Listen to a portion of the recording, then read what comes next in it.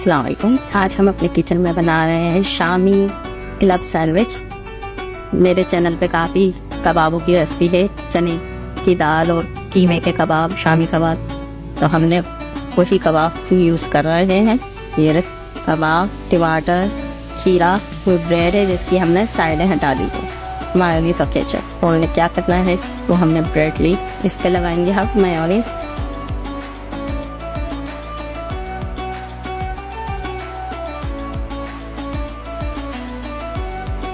इस पर हम रखेंगे कबाब और इसको अच्छी तरह फैला देंगे पूरे ब्रेड पर। अब हम इस पर रखेंगे खीरा। हम भी दूसरी स्लाइस पे भी मायोनीज लगाएंगे और इसको इस पे